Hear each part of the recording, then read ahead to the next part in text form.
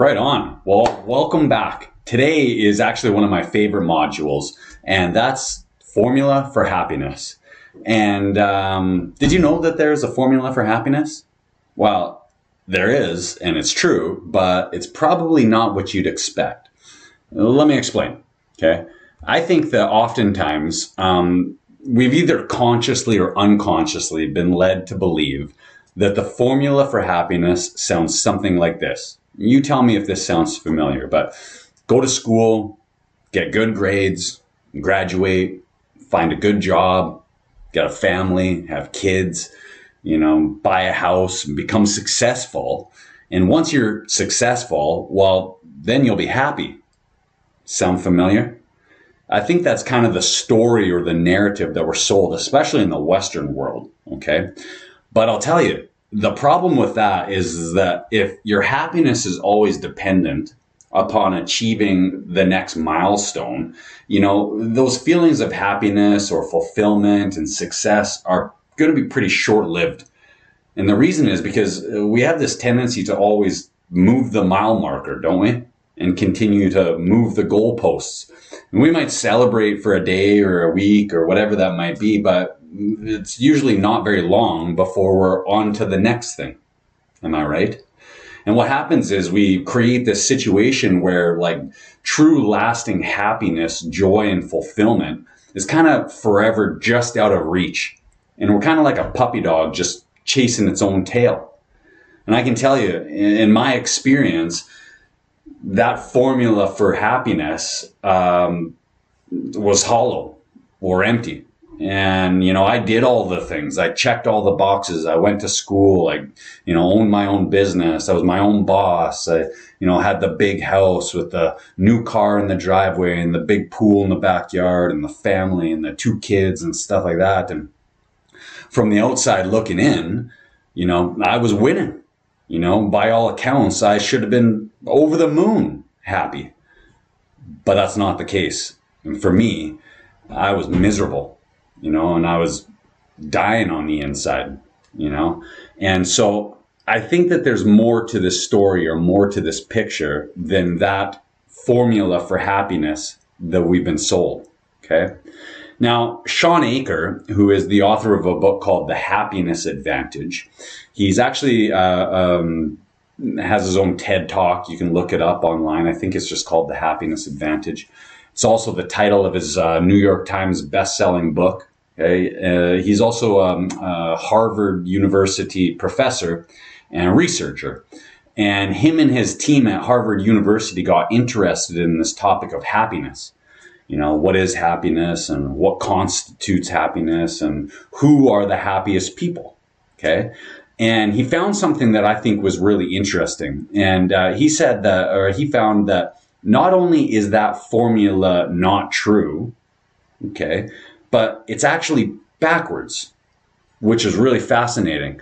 What they found is that the happiest people are actually the most successful. And they did a number of really interesting studies that I thought were just fascinating, but 3 that come to mind or jump out at me that I want to share here with you today. One is they took a group of doctors, okay, and they primed the certain group of, so they broke them up into different categories, okay, like they did a scientific analysis here. But one of the groups of doctors, they primed them to be positive, grateful, and in a good mood before testing them.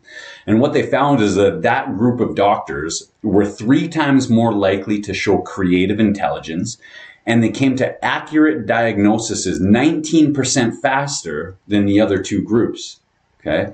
Which I think is just fascinating. But to me, that tells me that the next time that I go to the doctor, I'm going to bring them a lollipop. You know what I mean? Sometimes they'll give kids treats or candies or things like that when they come and visit, but I think I should be giving the doctors something to raise their mood and increase their happiness levels, The other one that they did was they took a group of salespeople. Same thing, broke them up into 3 different categories, a positive, a negative, and a control group.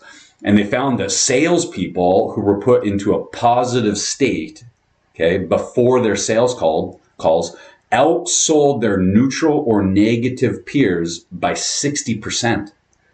That's pretty unreal. And if you're in sales, and let's be honest, we're all in sales, okay? Whether we're selling ourselves, our product, our business, or anything for that matter. But being put into a positive state and working yourself up into having a positive attitude before going into those sales presentations increases your success rate. They found similar things with students, before taking standardized tests, and students who were put into a positive, happy, grateful state before testing outscored their neutral or their negative peers. And what the team at Harvard University and Sean Aker discovered was that people are actually hardwired to perform better when we're happy, when we're positive, and when we're grateful. And not only that, they've determined that people who are happy, positive, and grateful, statistically speaking, have a tendency to live longer. Okay? They are, healthier by most metrics. They have better relationships, healthier marriages. They manage stress a lot easier. Okay? They score better on exams, but they also have higher paying jobs. They're more productive and more effective. And they also hold higher positions in their companies or in their industry as far as leadership roles are concerned. And the truth is that like just about every single metric that you can imagine, the happy, the positive, and the grateful people are earning more, performing better, and outliving and outlasting those who are either neutral or negative. And that's because we as human beings are actually hardwired to perform better when we're happy and in a positive state, which I think is really interesting. But I know what you're thinking. You're probably thinking, all right, well, that's great, helpful information, but so what? Like, how does that help me? Okay. I know, I've heard that before. But here, the good news is that we can actually train our brains to be happier and more positive, okay? But before I tell you how to do that, I've got a little pop quiz for you in the next video. So if you're up for it, I say we play a little game here, all right? Cool, see you in the next video.